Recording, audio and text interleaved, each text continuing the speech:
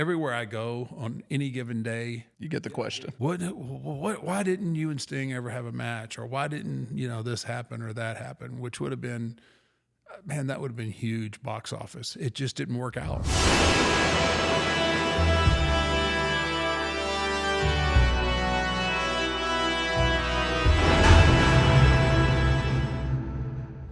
I need to start this episode out apologizing To a lot of people. to a lot of people. So Go ahead. the last time we were here, Yeah. I was pretty sick, and the last episodes I was highly medicated, and don't feel like I did a great job. No. Yeah, it was bad. It was bad. Yeah, I mean, I didn't have the heart to tell you sucked. But yes, But so, hey, but you were a team player, man. You sucked it up and you did what you had to do. It was a rough last trip, to be honest with you. I don't remember a lot of our studio time. I was highly medicated, but we're back now. A little 100%? different. You 100%? I'm 100%. Yeah. I'm 100%. Got a little bit of sushi in my belly from last night, so Yeah. I'm doing good now. We're in a different studio.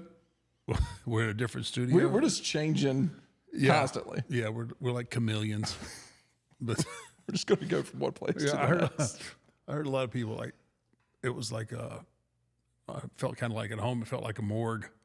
It's a little dark. It was a little dark. I mean, what the hell you expect from me? Yeah, I mean, like, it's one thing like to try to find that Undertaker look and feel, but you also need to be able to see. Yeah, the it person. helps. And here that helps. That helps a lot too, man. So yes, our buddy, JT over with Black Rifle, he is partnered up on this studio here in Austin. So I figured, if we're going to pay rent for a studio, we might as well pay it to somebody that we actually know. And, Right. Might get some free coffee out of it. Potentially. I don't know. I haven't seen that yet. Hey, it's a business, man. I'm still paying for it at the coffee shop that I'm at every day. Holy crap. There's a Black Rifle at Nine Line, right? And if I get coffee to this day, I still pay for it. I pay for everything down there. They don't believe it. Tyler doesn't believe it, but I still pay for everything. The only thing I get free is whenever I'm getting shirts for you. Well, you better throw in a couple extra double mediums. I did on this last one. He's like, get a couple of, get a couple of 2, 3 X's and just slip a couple double mediums in there. And 6 months into it, I finally have Look at some that. of your apparel. Thank you. For the first time. Yeah. yeah, trying to sell some of that. Yeah. So finally wrapping your stuff. But now we're back in a new place. We've got a lot to catch up on because you've been around the world and back. And Holy hell. But before we get into that, we definitely need to talk about a couple of things that I think the fans are going to be interested in. We've had a couple of big retirements in the sports world. Yes. We'll hit on one that is near and dear to my heart because I absolutely love this guy, Jason Kelce. Pro Bowl center for the Philadelphia Eagles, Super Bowl champion. And I know you as a sports fan, 13 years this guy did it at the top level. And was still, I think he still had a couple of years left. He kind of had the minus not getting into the Super Bowl and winning it his final year, but he kind of had that Elway kind of departure. Like I always tell people, I always wanted the Elway, right? Win a couple of Super Bowls, retire at the top of your game. You watch him play and watch him. I don't know, what is he, 6'3", 260? He's a big boy. And watch him pull, and hit a block out on the edge. And, after 13 years of playing center in the NFL, man, that's pretty damn impressive. And I never saw where his game fell off. Yeah, I feel like it improved every year. Yeah, it did. I mean, not only his football IQ, but I think just like in everything, I think just the amount of time guys spend taking care of themselves. He was amazing, and it's cool to see people, when they know they've had enough and it's time to go, but also know in the back of your mind, you have that little seed that says, you know what, if I had to, I could still do it. I could still do it, and I could still do it at a high level. And I think that's where he falls in. Yeah. Well, I think it's always good to be able to walk out on your own terms, right? And walk away on your own terms. And it is good to be able to leave with a little bit of gas still in the tank. And unfortunately, we don't see that a lot of times in professional wrestling. You see guys. You talking about me? Why you No, what you bringing? I'm not talking about you. Dude, I was we'll coasting. Get to you. We'll get to you in a little bit. I was coasting. I was coasting into the gas station to get that last bit of Well, I think gas. if we looked at Kelce and said, "Hey, you've only got to rest, or you've only got to play in the Super Bowl every year," he probably would. Hey, man, that just doesn't happen. There's a lot of Scranton PAs and Hobokens and all he that put in thrown his in time. there. He put in did his time.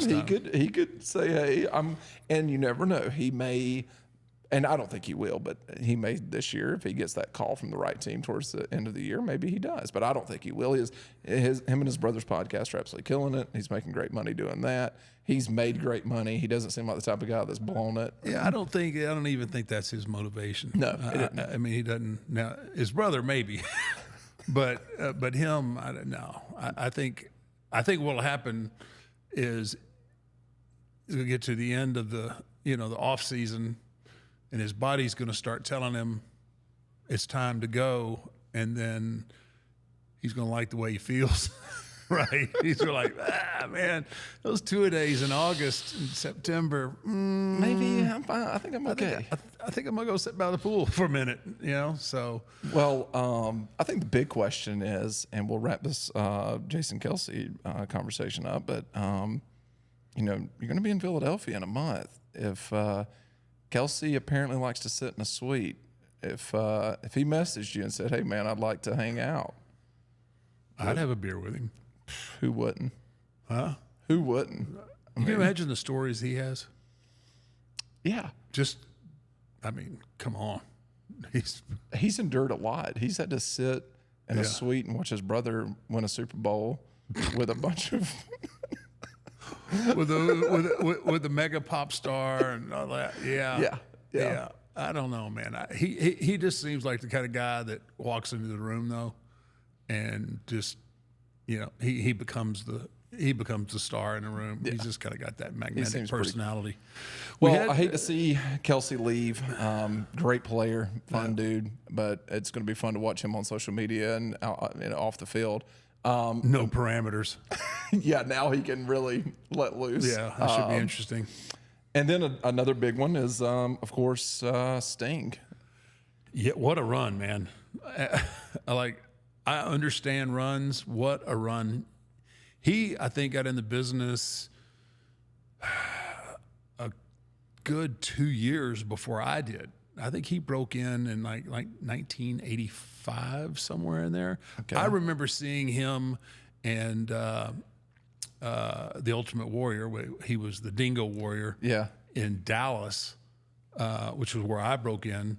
I remember seeing those two guys as a tag team there, and then they obviously split up, and Warrior went to New York, and Sting ended up at WCW. I don't know if Sting ever went to work for Mid-South, but I mean, what a run he had with WCW. I mean, he maybe the face of WCW when you think about at times, definitely. Yeah. I mean, obviously they had some big stars, and but I think, I mean, he's one of the cornerstones of that company, early 90s through the 2000s. I mean, he was just, I don't think there was anybody in that company that was any bigger. He did something very similar to you. I mean, he did a character change.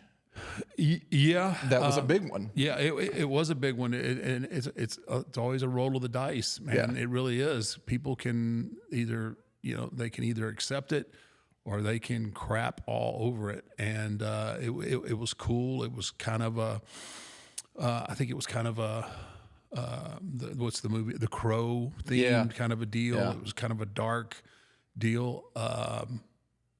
So I wonder now, like like everywhere I go on any given day, You get the I question. get the question. I always call it the question. Like when I do the One Deadman Show, I just wait with, I was like, oh, well, when's it coming? Because I know it's going to come, and it's always like, why didn't you and Sting ever have a match, or why didn't this happen or that happen? Which would have been, man, that would have been huge box office. It just didn't work out. And He never came over to. I mean, he did, but it was just such a. He was a very short run in WWE. short run in WWE, and Vince didn't want it. For whatever reason, I don't know what it was. He just didn't. He didn't feel it, and everybody else was like, people have been clamoring for this match for quite a few years now. I mean, as soon pretty much. I don't know, a year or two into his turn or into that character change. I mean, people were already, they were sending me artwork with the billboard or the poster, right? And so, it just never worked out. And then it got, then it was 2 when he got there. The match would have been good, but I don't think it would have lived up to the expectations that people have for it. I mean, people always think about things in a certain sense. Like I think they thought in their mind of Undertaker 2007, 2008 versus, Sting. Yeah. It was later on than that. And, I can say, I was on the, I was way on the backside of what I was going to do when he got there, and We may have thought that he was too, but apparently he. well, proved yeah, I mean, he everyone hung wrong. on. But the smart thing that he did was he was booked judiciously. Yeah. He wasn't put into situations where he might have got exposed and not be able to maybe keep up with the younger talent. It was very that was that I don't know. It was probably him, I would imagine, because you have to understand your limitations. Because a lot of times people will they'll get caught up in the moment and let's put Sting in the ring with such and such. Yeah. And I'm just talking about I'm just talking about AEW. There would have been tons of single matches for him, but he kind of took what's the other kid's name? Darby Allin. Darby Allin. There was a little bit of chemistry there, and Sting was kind of that big brother type role. Putting him in a tag team as well at this point of his career was a smart move. It's a very smart move because you don't get exposed. You can very creatively pick your point. You pick your when spots. you're saying exposed, it's not the fact that Sting doesn't have the talent. It's just Father Time has never undefeated. lost. Yeah. He's undefeated. He's and believe me, I know, and I feel like I can speak on this, and I'm not trying to say anything disparaging about Sting. Yeah. I mean, it is what it is. Like in my heart and my mind, if I could, I would still be in the ring. Yeah. But I had to come to the cold, hard facts that like what my mind's eye and my heart feel, my body wants no part of. Yeah. You know what I mean? It just wants no part of it. And it doesn't allow me to, it doesn't allow me to do the things that I want to do. Could I go out there on my sweat equity and what I've done? Hell yeah, I could. I could go out there because I'm not patting myself on the back, but I don't think there's anybody in the business that can throw a punch like I can throw a punch. Yeah. And, I can choke slam. I'm not messing up my brand new knees with a tombstone, but I could walk out there and I could shuck and jive and smoke and mirror it and make people feel like they saw something, but that's just not right. Yeah. It's just people pay too much money to be entertained properly. And that's the difference in having that mindset of being able to walk away with gas left in the tank. And, I don't even know how old Sting is. I mean, he's 61, I think. I know he's older than I am. What's insane is the fact that he's 61, and still looks pretty good in the ring. Like he can still, No, he can still move. Yeah, he can still move. Yeah, and work, which I think is a testament to what he's done. Going back to what you said just a little bit ago of, maybe proper booking and everything else. I think WCW did a really good job when he made that character change as well with him, Right. because we say it all the time. We said it, I think, almost every episode. He can tell a story, and what they were doing with the NWO, and I mean the heat that they had and everything else. He could come in and not even have a match, right. and he was. I don't know. You have to go back and look at the numbers, but I mean, I don't know how many matches he was having per year during that run with the NWO and him coming out of the rafters and stuff. But he would come out of the rafters on a Monday night with a baseball bat, clear the ring, be in the ring for 5 minutes, and never actually have a wrestling move, Right. and blow the roof off the place. Yeah. Yeah. And I'm not sure because I wasn't there, but if I'm not mistaken, like all those top guys were not making the house shows. They weren't doing live events. They were doing TV, and That's good living. No, it is good living, and that's, WWE still runs live events, but I mean, even they are more judicious with their talent. Yeah. So that it keeps. I mean, the model now is so good. I mean, it's a money making machine. But he didn't have, I don't think, the wear and tear on his body because he wasn't having to grind it out on the road. Yeah. He paid his dues. Don't get me wrong. Early on, I mean, in the 80s, early 90s. He paid his dues and earned that, and they were smart enough to let's Luckily take care for of him, our he top was, guys. Yeah, luckily for him, they were able to do that to him, those mid to late 90s, to where it was able to put a little bit more tread on those tires for him later in his career. And I think something that's kind of impressive with him is the fact that he never had that long run at WWE, which I feel like a lot of times since, call it late 80s, you needed a run with WWE to be a top guy in the wrestling industry, in my opinion. Yeah, that's fair. That's a fair And statement. he was able to do it without that big run at WWE. Yeah, no, his little short amount of time, I think people forget about it. I mean, I don't. I think he would have been even bigger, but I don't think it tarnishes his legacy one bit because he was a loyal soldier, man, to WCW as long as he could be, and then obviously he went, I think, to TNA and did some stuff there. Did you see while you were working in that switch? Did you see a lot of Undertaker in him when he made that switch? Yeah, there was. Obviously, it was a darker character, more brooding type character. Of course, and I'm sure, there was things I would have done differently, but I thought he did a great job, especially from being the colorful, charismatic Malibu Sting, yeah, all that, with the cropped, flat, blonde, flat top kind of, to go from that to this dark, brooding character. Kids loved him. He's he sold tons of merch. He sold tons of merch.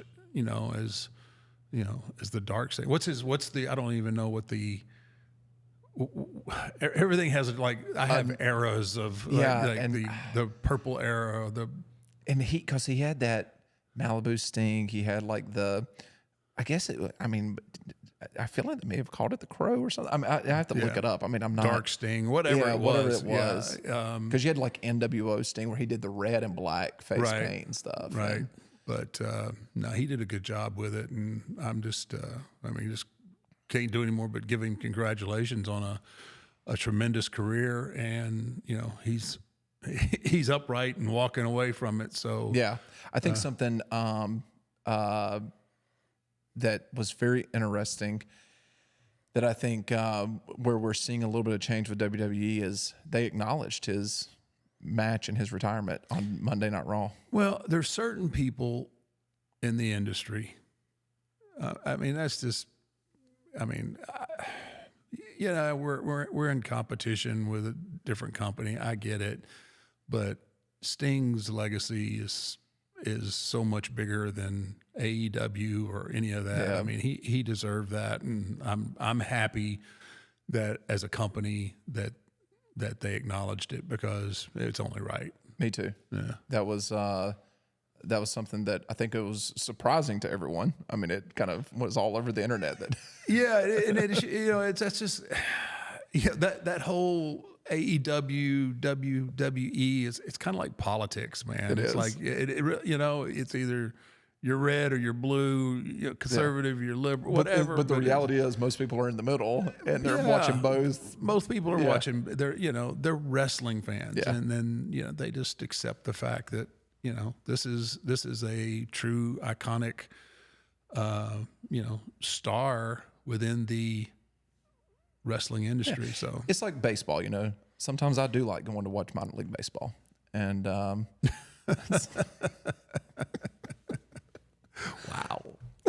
Sometimes you see the guys that used to be in the majors, and they're working out a pitch or something. You get to see them at your local minor league baseball stadium. Yeah. And on that note, Matt goes rogue. Hey, 6 feet under. I have yet to get a paycheck from WWE, so or AEW. The decision of retiring, though, speaking about that, I will never, and you're going to love that I'm willing to say this, I will never understand what it's like to be a professional athlete. I will never understand what it's like to be the top dog in anything. How hard is it whenever you are at that level to, make that decision? For me, it was extremely tough. It really was, because I still struggle with it. This will light up the internet right here.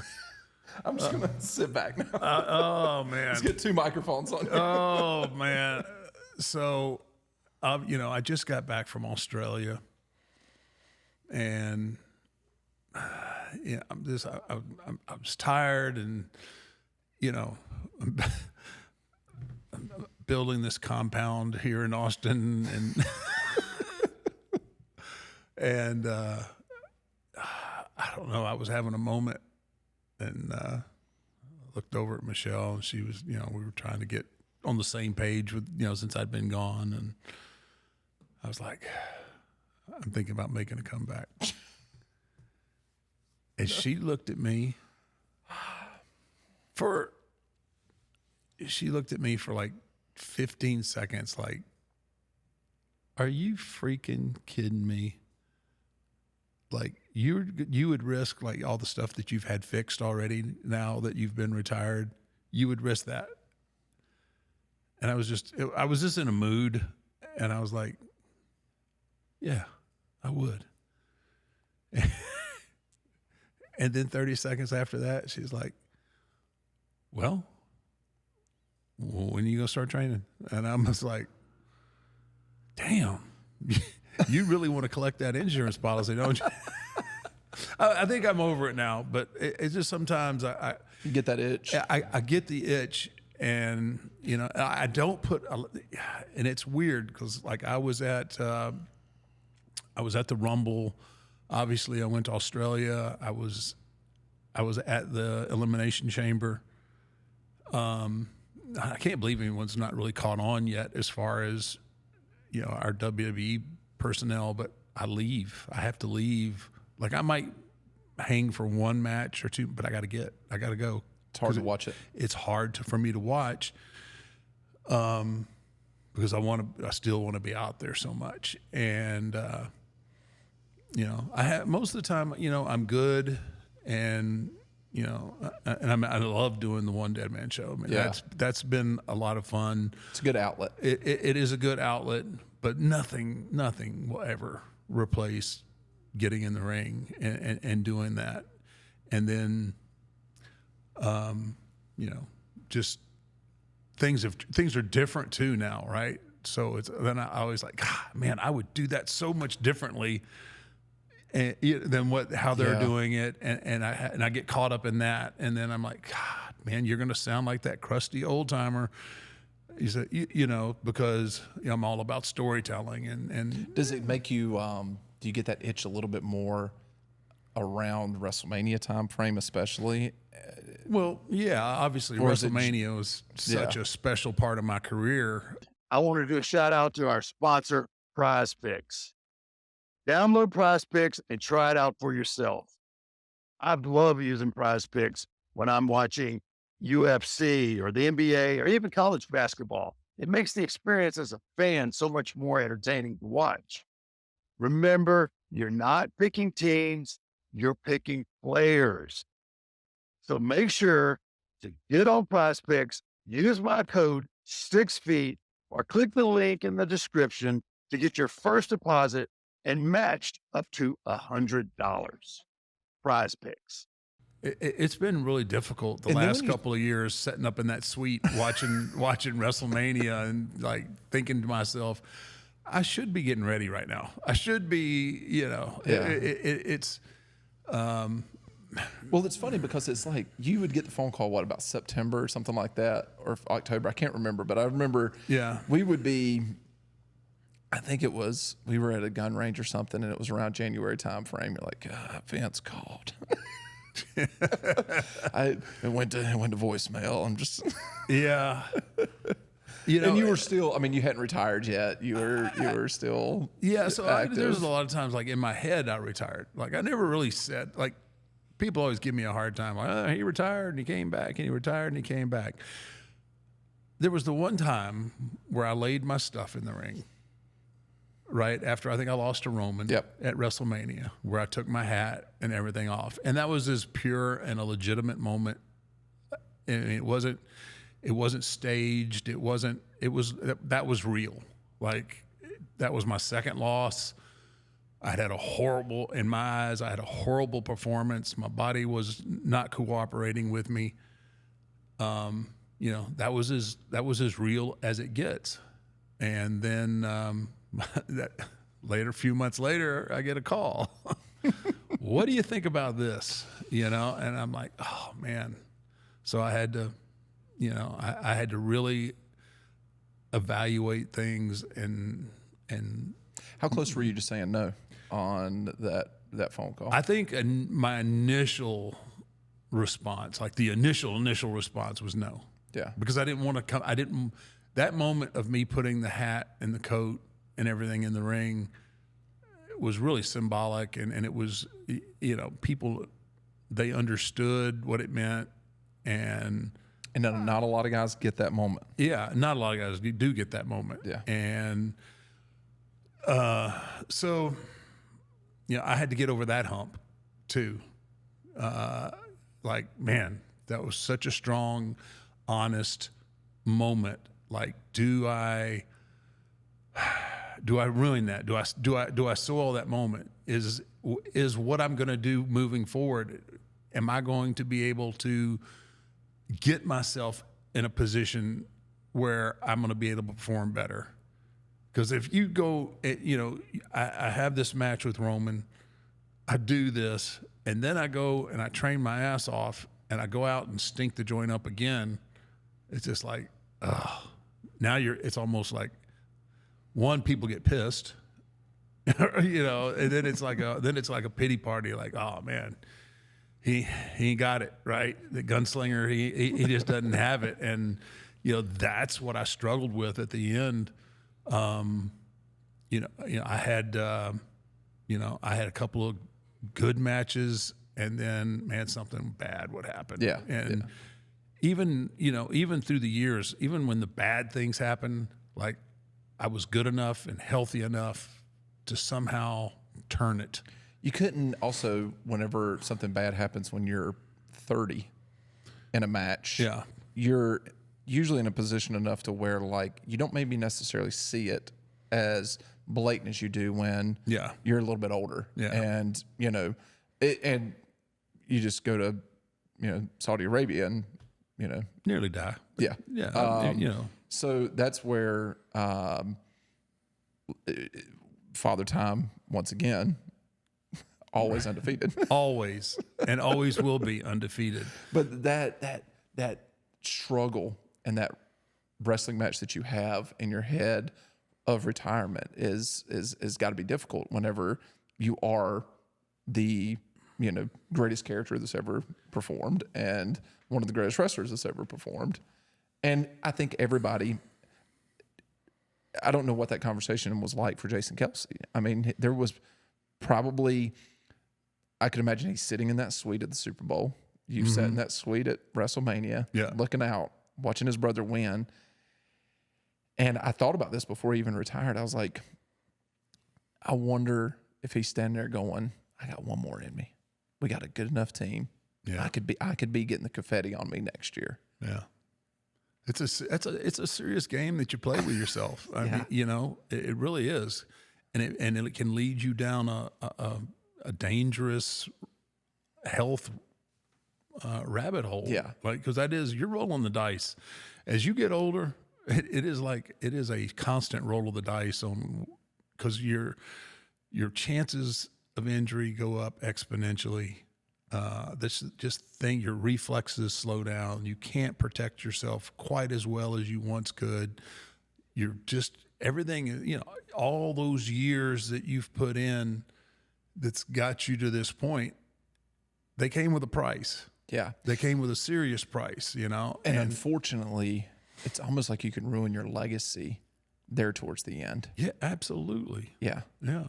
I think, and that weighed heavily too with my decision. Like, man, because like I said, I had the horrible match with Roman. I had the horrible match in Saudi Arabia.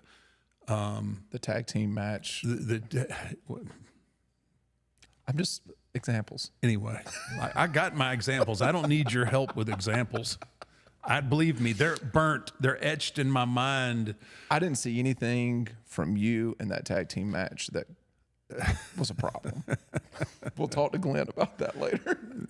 Just sometimes your mask and your hair slip off. That's all. But anyway, but anyway, to Sting again, he looks.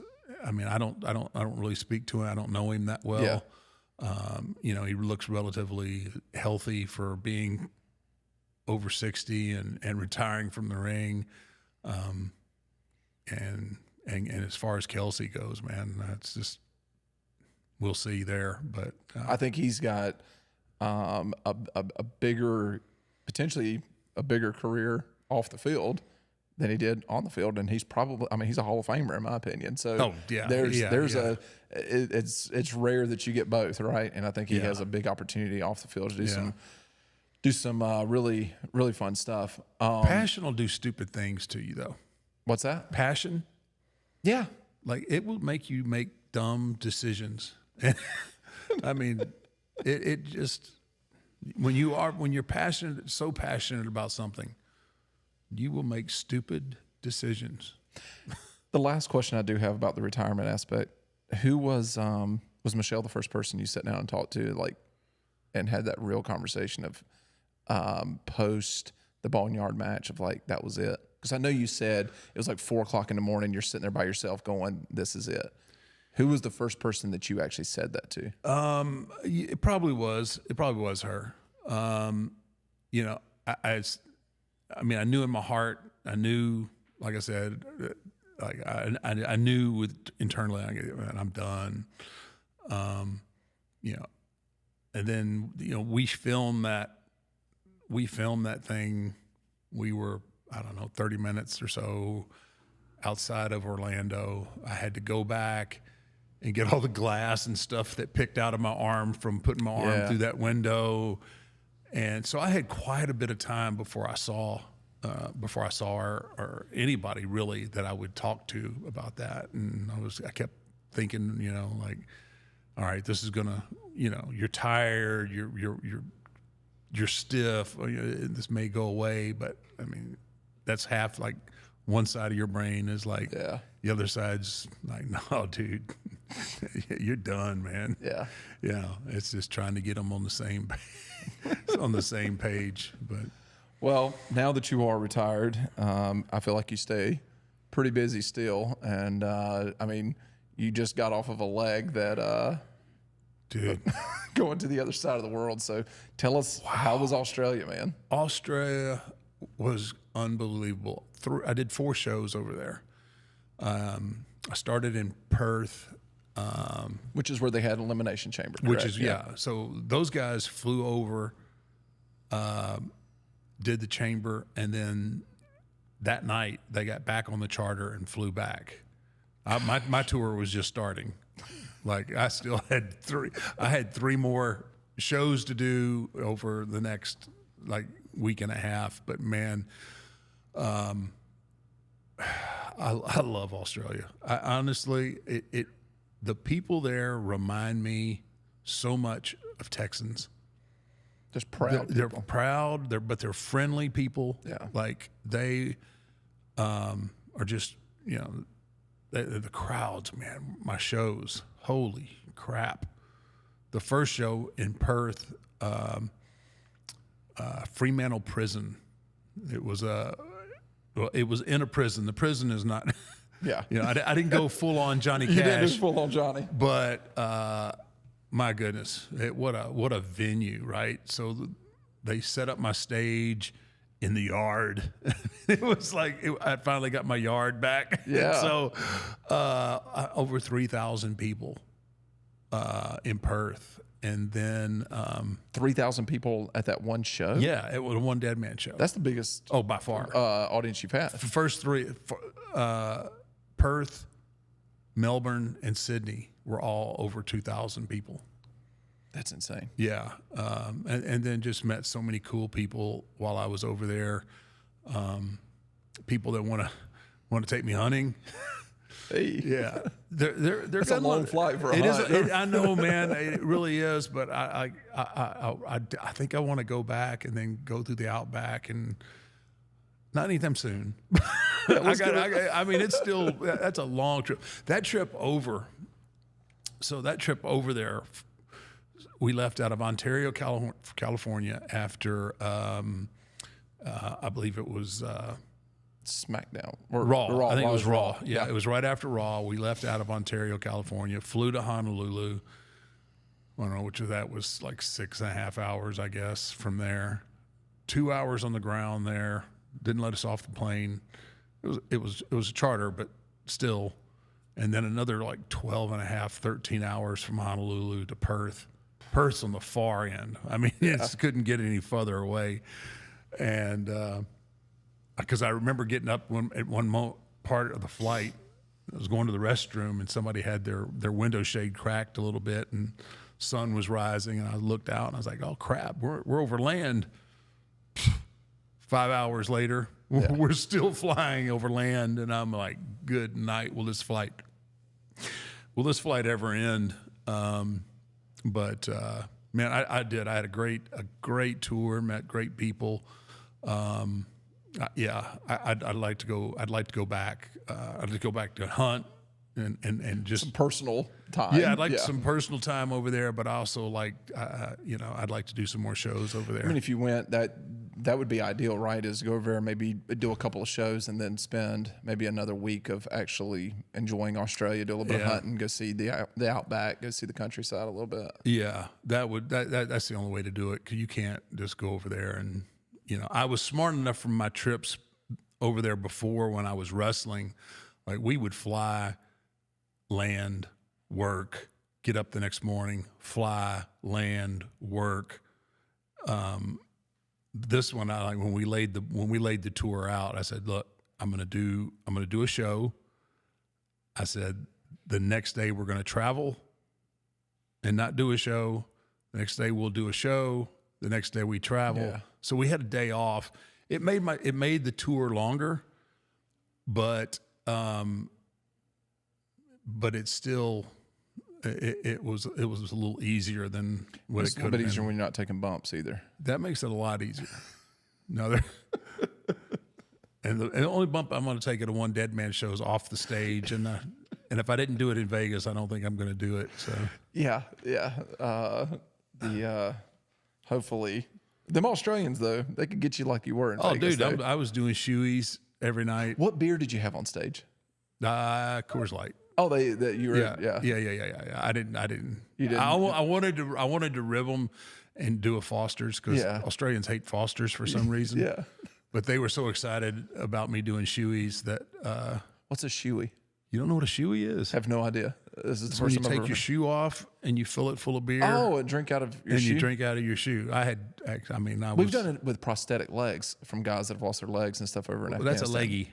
That's a leggy. Yeah, I It's not a guess I don't shoey. know, but a shoey. Like I'd have somebody come up out of the audience, and then you pour the beer in there, and then somehow or some other way the Jack Daniels got poured in, and you're doing a shoey. You were feeling pretty good on stage a couple of times, I would imagine. Oh man, yeah. It all depends on the Q&As. It depends on what I get asked. How Were many you times getting was it any different type of questions over there than what you typically get in America, or is it it's essentially the same? Pretty much the same. There were a Yeah. couple of people that had some some pretty deep analytical types questions, and but wrestling fans are wrestling fans, and But anyway, it's a brutal trip.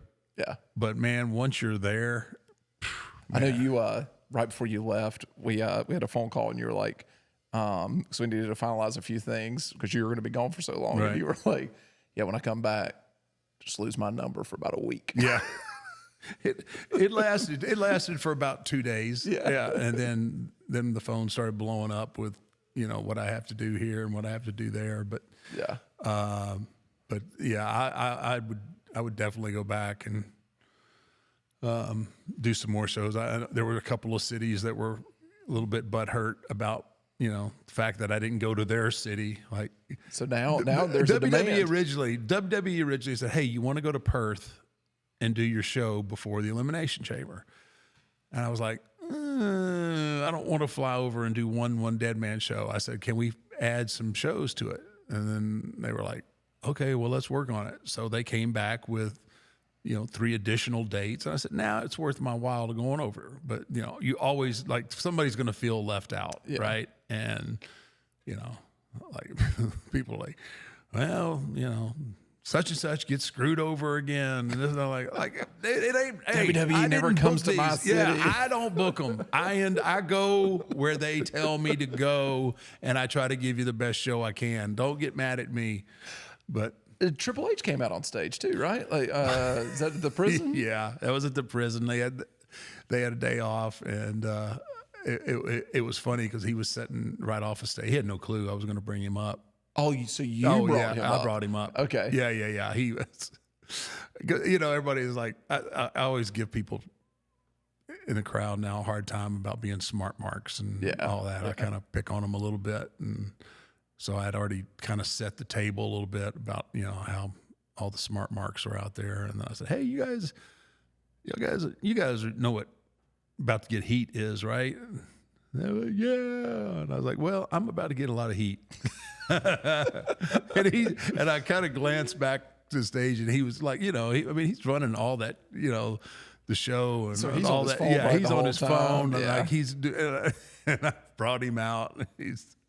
He says, I knew as soon as you said heat, I knew I was coming out. I was like, man, I couldn't have you not come out here, man. Yeah. There was so much history we have, and I think so much of him. But Yeah, that was a pretty cool moment. It Saw was a that on cool social moment. media. And Yeah. That was, without giving away any dates or any locations, is there any more One Deadman shows coming up that you know about already that y'all have got in discussions? We haven't announced it yet. But I will be doing one around WrestleMania weekend, and then we're looking at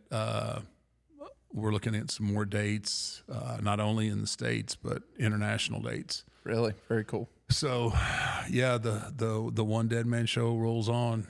I'm gonna say it, but you would probably sell out the stadium in Saudi. But and I don't know if that's on the docket or not. All right, so let's move to the next segment here. Some fan questions. Oh, my favorite. Your favorite. I actually was looking at the questions last night, and I read our favorite person's question.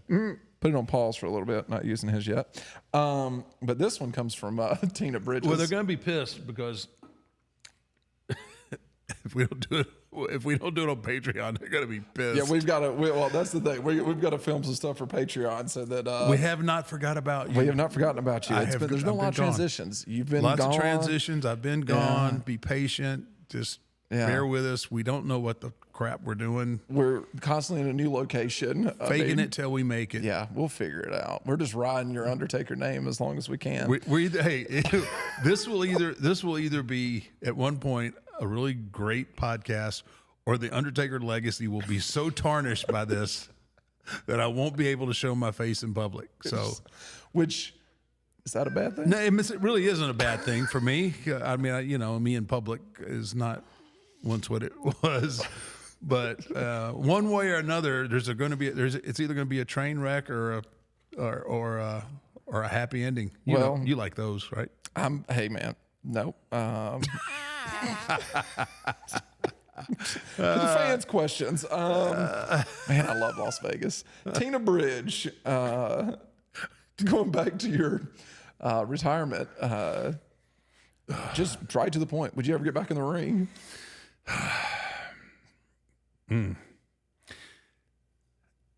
Only for Sting.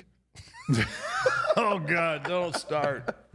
Don't start. That'll be worse than the Never Say Never I did at the Hall of Fame speech. I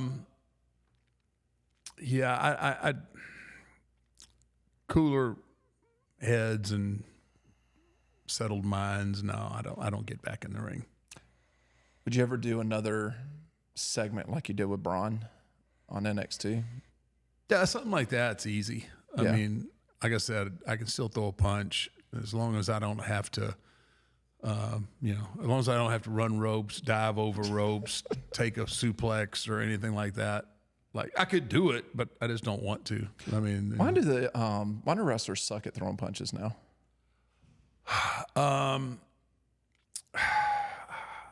I don't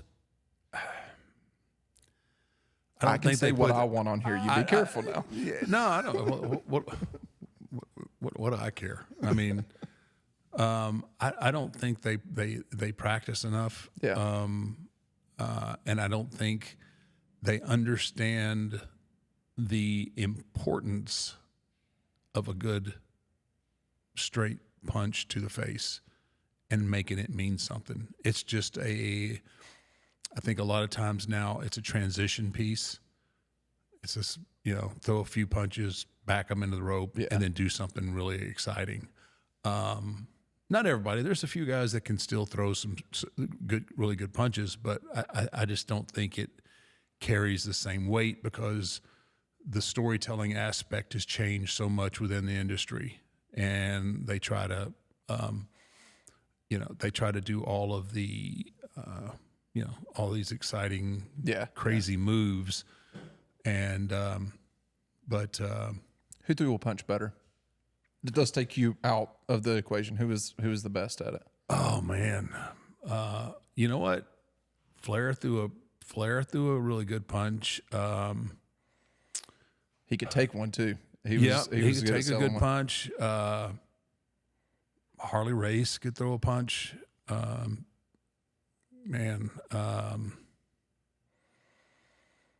Those two guys. I mean, those two guys really like jump out at me as people that Arn could throw a great punch. Those are all old school guys. Yeah. And then obviously I think a lot of times guys were like, I can't throw a good punch, so hey, a chop gets a really nice reaction. And so that's got, I think that's overblown. Unless you're talking about Gunther, like, he flat out just hammer you. I really like him. I know you're high on him. I think the sky's the limit for him. I think he's a little bit of a throwback to a different era, but has the ability to work and really tell with stories. Anybody. Yeah, I mean he just had that match with Dominic. which is tough. A heel versus a heel is a tough match where somebody doesn't turn. Yeah. And he kept Dominic a heel, and he kept himself a heel. I'm really high on him. But we would probably fist fight about 2 chops in. I don't know if I want to take a chop. That's Man. And I've witnessed you throwing a chop. Not in the ring. I don't know that I. I think the last time you may have threw a chop was at that charity. Yeah. The gentleman spent a lot of money for a great cause, and I was doing the it next for, day I was you doing found it for out the that you kids. threw. The next day you found out you threw. You did it for the troops. I did it for the troops, man. The next day you found out you threw a chop that night. No, I knew I threw it that night. It was just got caught up in the moment. It was Bear's fault again. Once again, the Godfather strikes. Next question comes from Marco Tervonen from Finland. This should be interesting. Yeah. What did you think about the 6-man Hell in a Cell match at Armageddon 2000? That was with Kurt Angle, Stone Cold, Rikishi, The Rock. Is that it? Was Triple H in that? She believe so. How many people we got there? That's Because me and Triple H were in just about all of them at some way or another. yeah. I pulled it up earlier. Yes, Yeah. Triple H was in there. It was Angle, Rock, Rikishi, Steve, Triple H, and you, with Angle winning. Yeah. So on paper, it looks good. Like, It's an all-star, you got all your big players. especially at that in that year. Yeah. So you got all your major players in one of the most brutal matches of the time period. So that aspect, it's a huge draw, right? It's like, oh man, you're putting all these guys, and it's hard to call, right? I was like, whoa, there's so many variables of things that can happen here. I personally, at being the, kind of more of a wrestling purist, I kind of liked the one-on-one. Yeah. It's It like can get a little chaotic, I would imagine, with 2 men enter, 1 man leaves. Yeah, the old Thunderdome kind of and you can't mentality. you can't really do your spots or any of that, can you? And that Well, in a 6-man, you can, but you're having to consider, like, you're having to work around all these people, and all these things have to go. All these pieces have to fall for it to make sure that the audience's focus is in the right place at the right time. I thought it was good. You got a little bit of the the high impact bumps. You got a little bit, but it just doesn't. I don't think that a 6-man fit really in Hell in a Cell. It was just. I think it just kind of it watered down at that point what the Cell was. And the Cell, you have to figure they had. Me and Sean, had me and Mick, and then Triple H had some wars in there too, and they're always bloodbaths, and they were just really physical. But you knew at some point you were going to get to the end of a storyline. Usually, there wasn't really not much more you could go after you went one-on-one with somebody in Hell in the Cell. Yeah, and now you have you have 6 guys, and I think I threw Rikishi off the top into the truck, and I couldn't make it down. Like, I'm on top, and as the finish is going down, so it takes me out of the equation.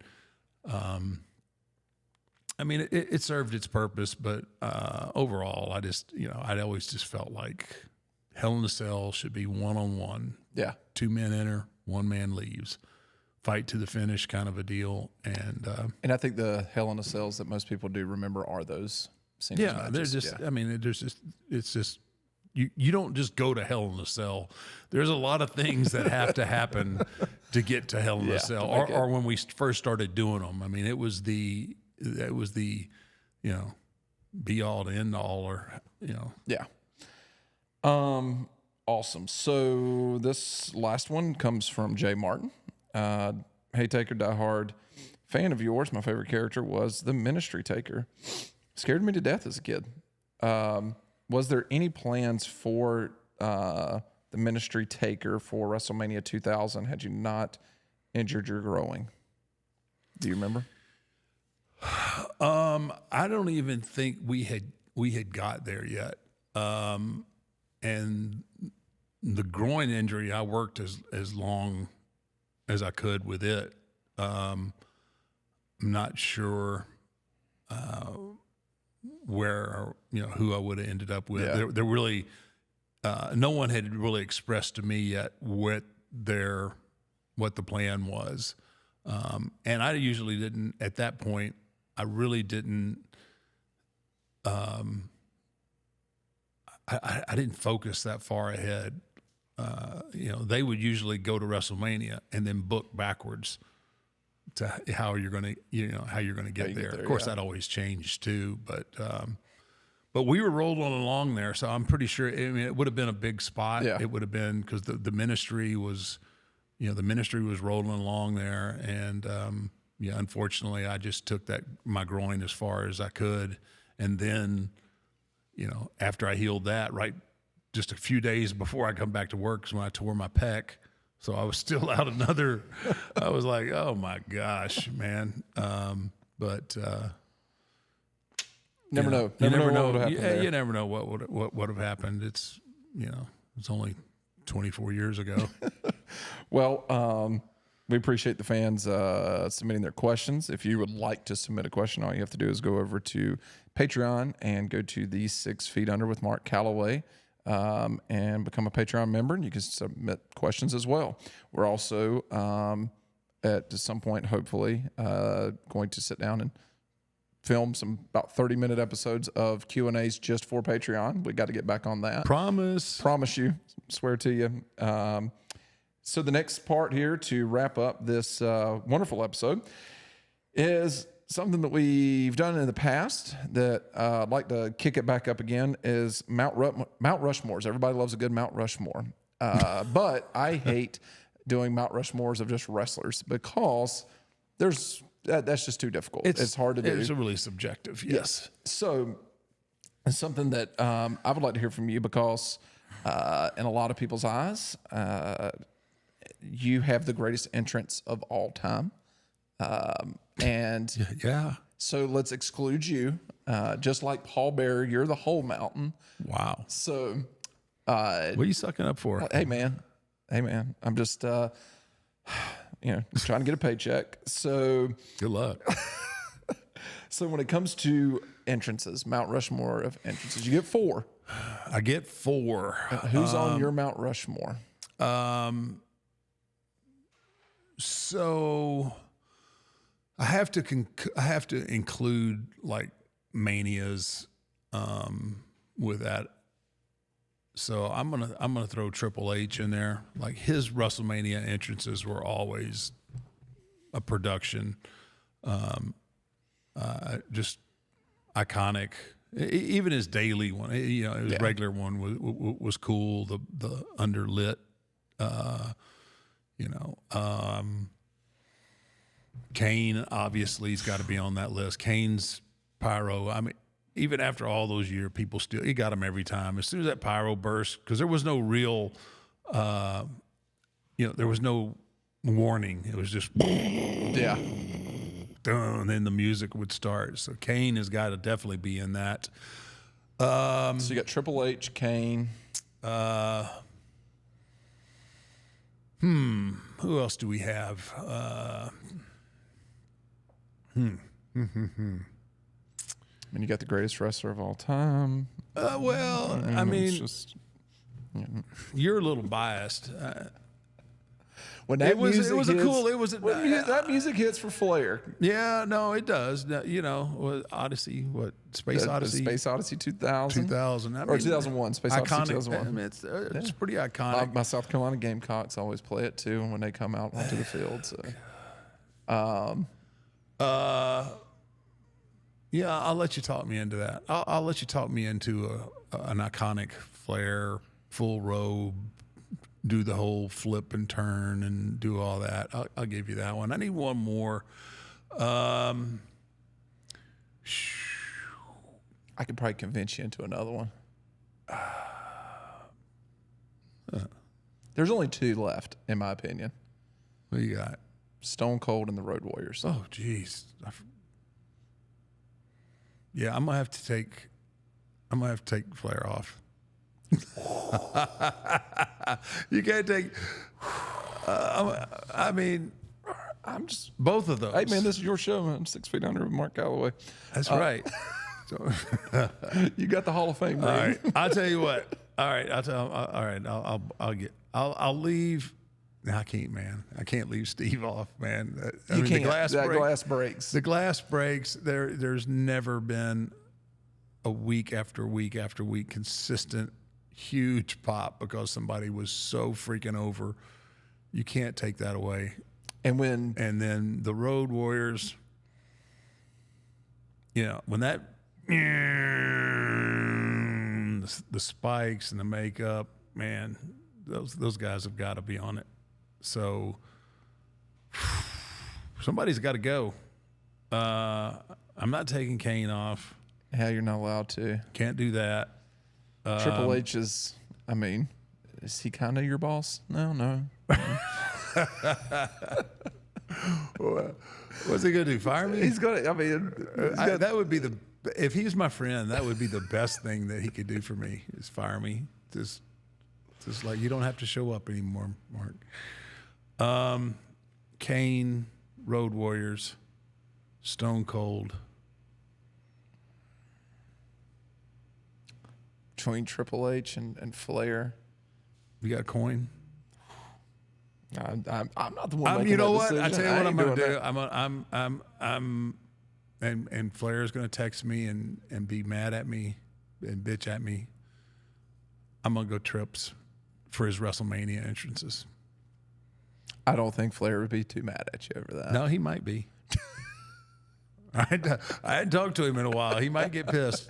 He might be mad at you other reasons. He's still the greatest of all time. But. Well, I will say this: you're up for your Hall of Fame. Went to Dallas, and Michelle was like, "Hey, do you looked at me and my brother? Hey, do y'all want to go down to the floor?" It was right before you came out the second night, and she was like, "This is probably the last time they ever bring Undertaker out for, WrestleMania." And we get to experience it, right? So we go down there. It was a really cool experience. And then her and Amy start going back up to the suite, and she's like, "Why don't you and your brother stay down and watch a couple matches?" It's like, okay, cool. I've never sat front row ringside to a match. Stick with me, kid. Well, Stone Cold comes out. And Michelle's pissed at you because you didn't tell her that Stone Cold's about to come out. You're like, I didn't know that.